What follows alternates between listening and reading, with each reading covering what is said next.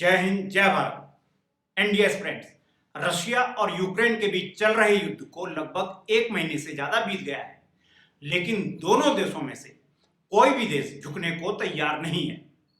आज मैं आपको रशिया और यूक्रेन के बीच होने वाले युद्ध के कारणों की डिटेल्ड इंफॉर्मेशन दूंगा, लेकिन इससे पहले आपको ओल्ड रशिया और न्यू रशिया को समझना होगा। एनडीएस स्टूडेंट्स, सोवियत संघ कभी भी एक राष्ट्र नहीं था, बल्कि यह अलग अलग देशों, भाषाओं और संस्कृतियों को मिलाकर एक राजनीतिक संघ बना, जिसकी स्थापना 1917 में रशिया की साम्यवादी क्रांति के बाद हुई थी और इसके फलस्वरूप सोवियत संघ विश्व का पहला साम्यवादी देश बना।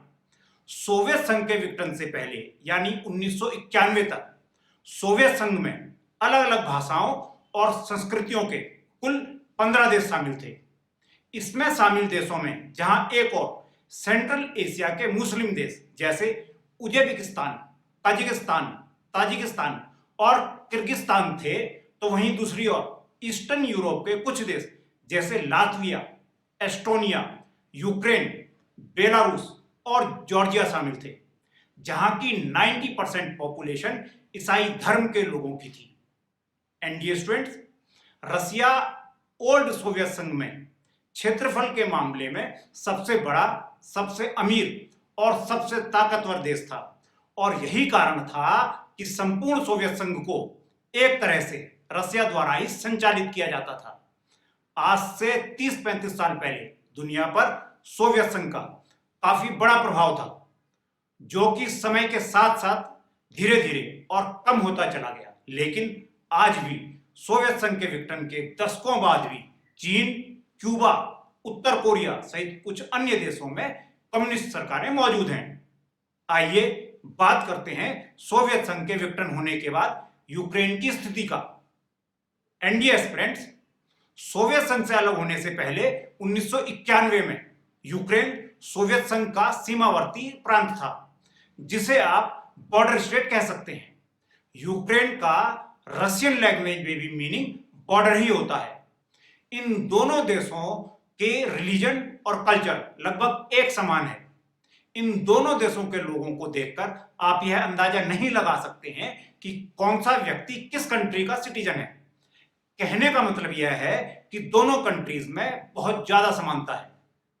1991 में सोवियत संघ के विघटन से पहले उस समय के सोवियत संघ के प्रेसिडेंट मिखाइल गोर्बाचोव ने यूक्रेन में एक जनमत संग्रह कराया था, जिसमें यूक्रेन के लोगों से पूछा गया था कि वह सोवियत संघ का हिस्सा बने रहना चाहेंगे या अलग देश बनाना चाहेंगे।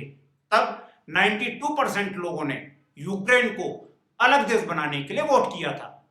1991 में सोवियत संघ से टूटने के बाद यूक्रेन एक इंडिपेंडेंट कंट्री बन गया, लेकिन यूक्रेन को अपने आप को एकजुट करना एक बहुत बड़ी चुनौती था, क्योंकि यूक्रेन 2 पार्ट्स में डिवाइड है।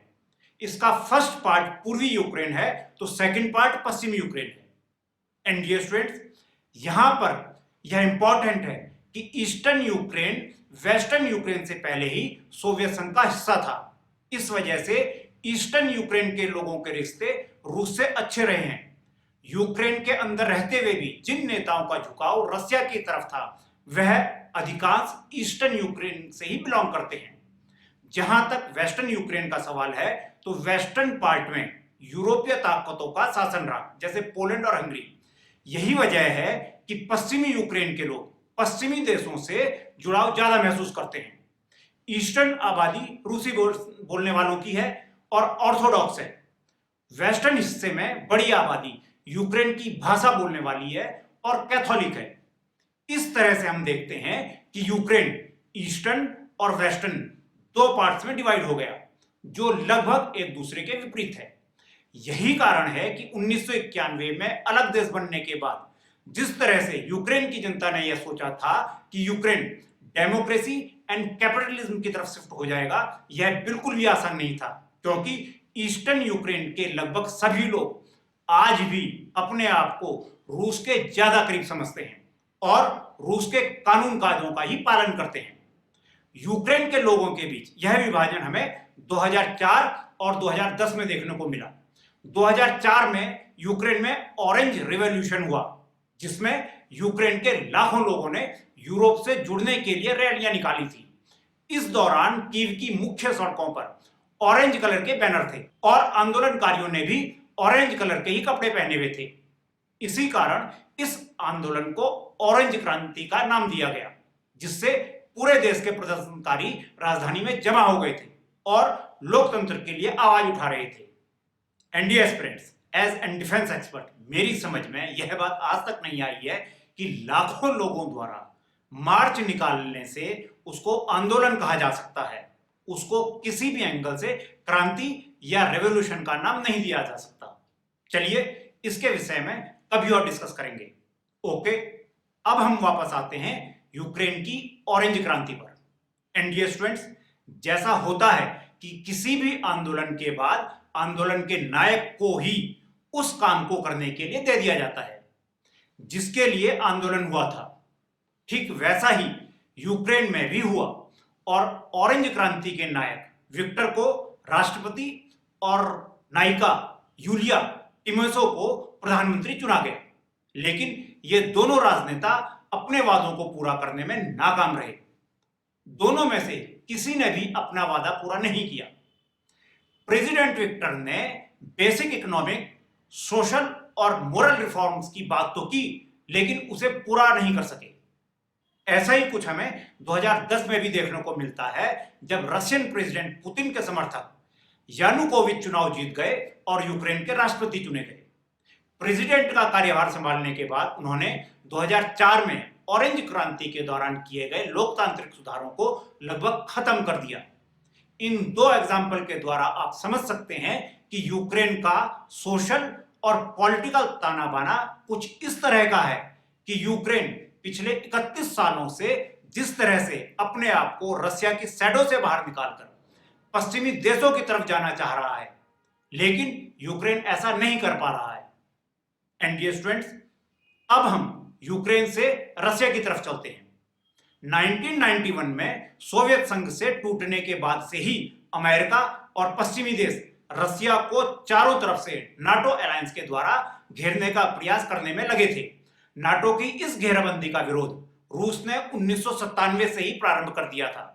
तब तत्कालीन रूसी राष्ट्रपति बोरिस येल्त्सिन ने अमेरिकन राष्ट्रपति बिल क्लिंटन से नाटो को समाप्त करने का अनुरोध किया था, लेकिन उसका कोई रिजल्ट नहीं निकला, बल्कि इसके अपोजिट अमेरिका नाटो अलायंस का दायरा बढ़ाता ही गया। इसमें कोई दूसरी राय नहीं है कि यदि यूक्रेन भी नाटो का हिस्सा बन जाता तो रूस पूरी तरह से विरोधी ताकतों से घिर जाता। एनडीए एस्पिरेंट्स, रशिया ने यूक्रेन पर हमला क्यों किया? मेरे विचार से इसके मुख्य रूप से 5 कारण माने जा सकते हैं। आइए इसको विस्तार पूर्वक समझ लेते हैं। इनमें सबसे पहला कारण नाटो अलायंस है। नाटो सदस्यों द्वारा सोवियत संघ के इस बिखराव को रसिया आज तक नहीं भुला पाया है। यही कारण है कि वह नाटो से सख्त नफरत करता है और रसिया का यह मानना है कि नाटो रसिया को तोड़ने का पूरा प्रयास कर रहा है, जो कि एकदम सत्य है। दूसरा कारण यह है कि यूएसए नाटो अलायंस की सीमाओं को दिन प्रतिदिन एक्सपेंड करता जा रहा है, बढ़ाता जा रहा है। इसका मतलब यह है कि अमेरिका नाटो अलायंस में उन देशों को शामिल कर रहा है जो कि रूस की सीमा से लगते हुए हैं। 1991 में सोवियत संघ से टूटने के बाद अमेरिका के नेतृत्व वाले नाटो संगठन ने 2004 में इस्टोनिया, लातविया, लिथुआनिया, जो कि सोवियत संघ का हिस्सा थे, को नाटो में शामिल करा दिया। इस कारण रूस की सीमा पर खतरा बढ़ गया और रूस अपने आप को इन बाउंड्रीज में असुरक्षित महसूस करने लगा। तीसरा कारण यह है कि 2008 में जॉर्जिया और यूक्रेन को भी नाटो में शामिल होने का न्योता दिया गया था। रशियन प्रेसिडेंट पुतिन ने नाटो के इस एक्शन का विरोध किया और इसका जवाब देने के लिए रशियन प्रेसिडेंट पुतिन ने जॉर्जिया और यूक्रेन दोनों ही देशों के लिए एक एक्शन प्लान बनाया, जिसके द्वारा दोनों देश जॉर्जिया और यूक्रेन नाटो का सदस्य बनने में उस समय असफल रहे। इस प्लान के अंतर्गत उन्होंने यूक्रेन में अपने समर्थक राष्ट्रपति विक्टर को बैठा दिया। यूक्रेन राष्ट्रपति विक्टर ने नाटो में शामिल होने के प्रस्ताव को वापस ले लिया, तो दूसरी तरफ जॉर्जिया को दो हिस्सों में डिवाइड करके जॉर्जिया के दो विद्रोही क्षेत्रों को स्वतंत्र देश के रूप में मान्यता प्रदान कर दी। चौथा कारण यह है, रूस के समर्थक यूक्रेन के तत्कालीन राष्ट्रपति विक्टर यानुकोविच का कीव में भारी विरोध हुआ था। रूस का कहना है कि यानुकोविच को अमेरिका और ब्रिटेन समर्थित प्रदर्शनकारियों के विद्रोह के कारण 2014 में देश को छोड़कर भागना पड़ा, जिसके कारण रूस ने दक्षिण यूक्रेन के क्रीमिया पर हमला करके उसे अपने कब्जे में ले लिया। क्रीमिया में अधिकांश व्यक्ति वे हैं जो रशियन लैंग्वेज बोलते हैं और जो रसिया का ही पार्ट रहना चाहते हैं। पांचवा कारण यह है कि 2014 के बाद से ही नाटो द्वारा यूक्रेन को मजबूत करने के लिए उसे आधुनिक हथियारों की सप्लाई की जाने लगी, जिसके कारण रसिया को यह क्लियर हो गया कि आने वाले समय में नाटो की मिसाइलें और नाटो की आर्मी रशिया यूक्रेन बॉर्डर पर खड़ी हो जाएंगी। यही कारण है कि रसिया किसी भी कीमत पर रसिया यूक्रेन बॉर्डर के आसपास नाटो को किसी भी हालत में नहीं देखना चाहता। यह रसिया के लिए लगभग वैसा ही है जैसा कि रसिया की सीमा पर अमेरिकन मिसाइलें खड़ी हो जाएं। एनडीए स्टूडेंट्स, यही वह 5 कारण हैं कि रूस ने जब यह देखा कि नाटो देशों पर उसकी किसी भी बात का कोई फर्क नहीं पड़ रहा है, तो रशिया ने यूक्रेन पर हमला कर दिया। अब रशिया यूक्रेन के साथ भी वही कर रहा है जो रशिया ने 2008 में जॉर्जिया के साथ किया था।